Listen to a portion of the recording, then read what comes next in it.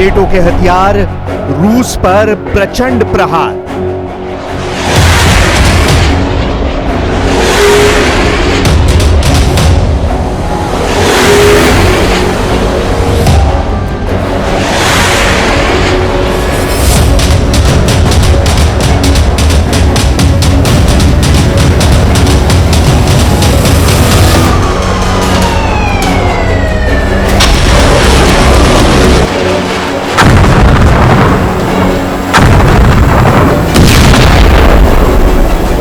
बयालीस महीने की जंग में आखिर अमेरिका और नेटो रूस के खिलाफ भारी हथियारों के साथ आर पार की जंग करने के लिए तैयार हो गए हैं। खबर है कि अमेरिका ने दावा किया है कि रूस को हराने के लिए यूक्रेन की तरफ से नेटो देशों ने करोड़ों डॉलर के हथियार अमेरिका से खरीदना शुरू कर दिया है। ट्रंप ने भी इस खबर पर बोलते हुए कहा है कि अब रूस को हराने के लिए यूक्रेन के पास बहुत बड़ी संख्या में हथियार उपलब्ध हो जाएंगे। हैरानी की बात तो ये है कि जो ट्रंप कल रूस और पुतिन को अल्टीमेटम दे रहे थे, वो ट्रंप अब पुतिन से जल्द मुलाकात करने का दावा कर रहे हैं। आखिर अमेरिका रूस के साथ किस डबल गेम को खेलने में जुटा है, जो आने वाले दिनों में यूक्रेन के साथ साथ अमेरिका पर भी भारी पड़ सकता है।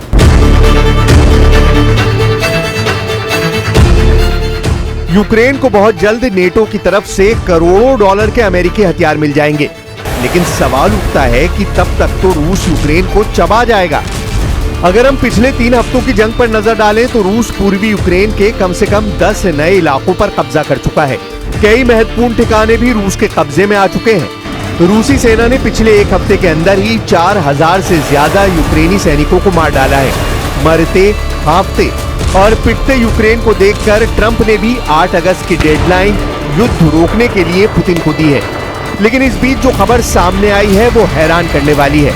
खबर यह है कि ट्रंप पुतिन से मिलना चाहते हैं। अमेरिकी राष्ट्रपति डोनाल्ड ट्रंप के मुताबिक वो रूस के राष्ट्रपति व्लादिमीर पुतिन से बहुत जल्द मुलाकात कर सकते हैं।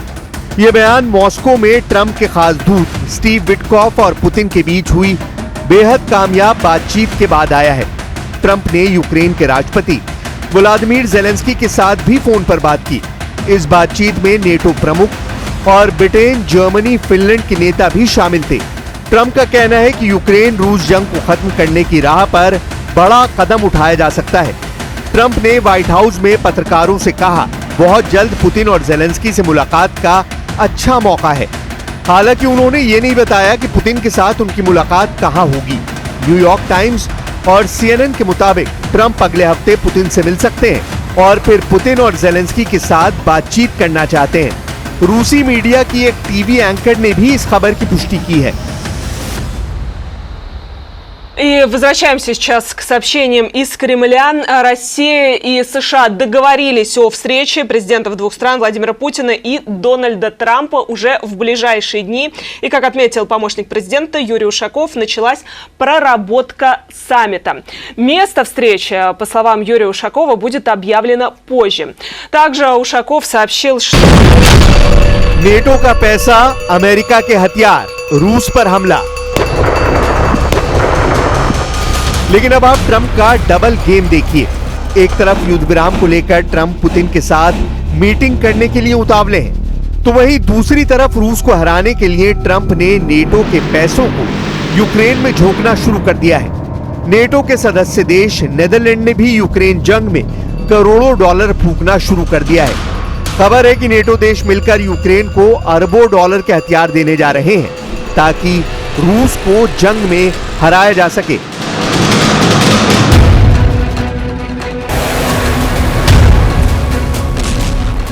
फिलहाल नेटो के सदस्य देशों में से एक नेदरलैंड ने यूक्रेन के लिए अमेरिकी हथियार खरीदने के लिए 500 मिलियन यूरो यानी लगभग 4,500 करोड़ रुपए देगा।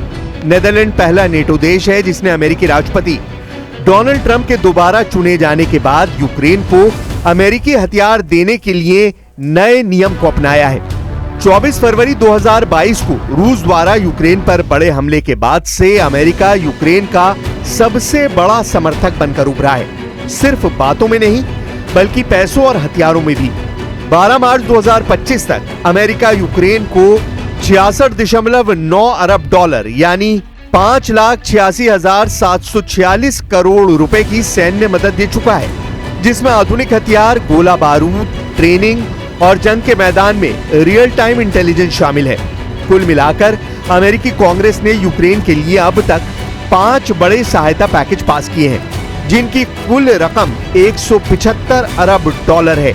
इनमें से 128 अरब डॉलर सीधे यूक्रेन सरकार को दिए गए, सिर्फ जंग के लिए नहीं बल्कि आर्थिक और प्रशासनिक जरूरतों को पूरा करने के लिए भी। यूक्रेन को सिर्फ अमेरिका ही नहीं बल्कि करीब 50 सहयोगी और साझेदार देश भी हथियार भेज रहे हैं। इन सबकी सामूहिक मदद में शामिल हैं 10 long range multiple launch rocket system, 178 लंबी दूरी की तोपें, लगभग 1 लाख गोले, करीब 2.5 लाख एंटी टैंक हथियार, 359 टैंक, 629 बख्तरबंद गाड़ियां और लड़ाकू वाहन, 8,214 शॉर्ट रेंज एयर डिफेंस मिसाइलें और 88 हथियारबंद ड्रोन। जो हालात बन रहे हैं उनके मुताबिक अब यूक्रेन और यूरोप के भविष्य का फैसला जंग से ही होगा। आप पुतिन के खौफनाक इरादों का इसी से अंदाजा लगा सकते हैं कि एक तरफ यूक्रेन ने अमेरिका में बने F-16 जेट और फ्रांस से मिले मिराज 2000 जेट से रूस के कम से कम 11 सैन्य ठिकानों पर हमले किए हैं। वहीं दूसरी तरफ रूस के सुखोई और मिग सीरीज के 200 से ज्यादा लड़ाकू विमानों ने यूक्रेन के खार्किव, सूमे, कीव के बाहरी इलाकों पर बेतहाशा हवाई हमले किए हैं। दावा किया जा रहा है कि पुतिन इस वक्त जो जंग कर रहे हैं वो यूक्रेन को ध्यान में रखकर नहीं कर रहे, बल्कि फ्रांस, ब्रिटेन और यूरोप और नेटो देशों को टारगेट करके कर रहे हैं। कुछ खबरों में दावा किया गया है कि यूरोपियन यूनियन और नेटो देश चाहते हैं कि अगर रूस के सैन्य ठिकानों को हवाई हमलों से तबाह कर लिया तो फिर रूस को काबू करना आसान हो जाएगा। जबकि पुतिन की रूसी सेना इस वक्त जमीन से लेकर आसमान तक यूक्रेनी सेना के चीथड़े उड़ाने में लगी है।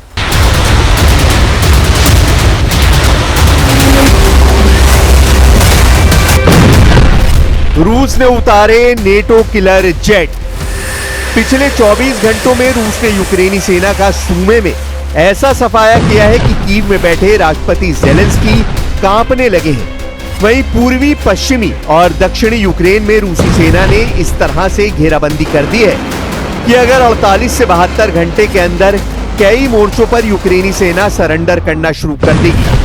इस वक्त रूसी वायुसेना के सुखोई और मिग सीरीज के लड़ाकू विमानों ने यूक्रेन के साथ साथ नेटो देशों के बॉर्डर पर भी कदर मचाना शुरू कर दिया है।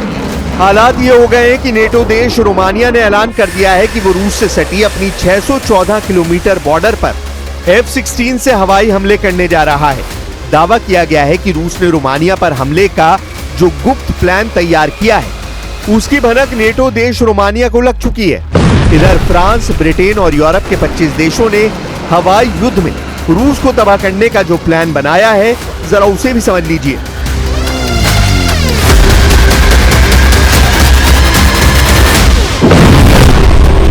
रूस के साथ हवाई युद्ध यूरोप को बचाएगा F-16।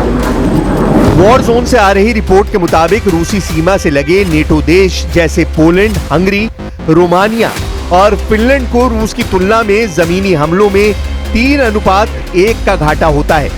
लेकिन जब मौका रूस के खिलाफ हवाई युद्ध में आता है तो नेटो देशों का पलड़ा भारी हो जाता है। इसलिए जैसे ही रूस ने रोमानिया से सटे बॉर्डर पर यूक्रेनी इलाकों पर हमले किए, नेटो देश रोमानिया ने तुरंत 2 F-16 जेट जंग में उतार दिए। रूस ने रोमानियाई सीमा के बगल में डेन्यूब नदी पर एक यूक्रेनी शहर इज़्माइल में बंदरगाह पर भीषण मिसाइल, जेट और ड्रोन से हमले किए हैं, जिसके बाद से नेटो देश रोमानिया में हड़कंप मच गया है।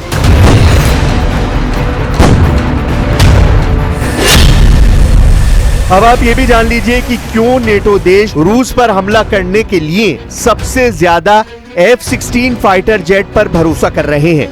इसकी वजह है इस वक्त नेटो देशों के पास अनुमानित 1887 F-16 जेट हैं, जो रूस के साथ हवाई युद्ध में गेम चेंजर साबित हो सकते हैं। पहले आप ये जान लीजिए कि किस नेटो देश के पास कितने F-16 जेट हैं।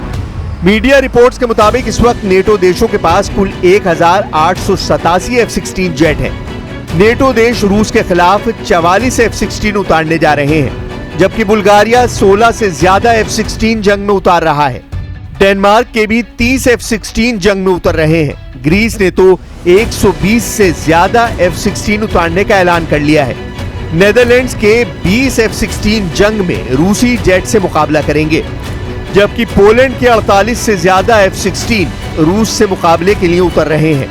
पुर्तगाल भी 28 F-16 जंग में उतार सकता है। रोमानिया ने 14 से ज्यादा F-16 रूस के खिलाफ उतार दिए हैं। तुर्की के 245 F-16 जेट हैं। तुर्की वक्त आने पर नेटो की तरफ से रूस के खिलाफ F-16 उतार सकता है, जबकि संयुक्त राज्य अमेरिका के 922 F-16 जेट हैं, जो रूस के खिलाफ हवाई युद्ध में गेम चेंजर साबित हो सकते हैं। अब ऐसे हालात में अंदाजा लगाया जा सकता है कि भले ही पुतिन और ट्रंप की मुलाकात को लेकर दावे किए जा रहे हों, लेकिन रूस नेटो और अमेरिका की हर चाल और वार पर नजर टिकाए हुए है।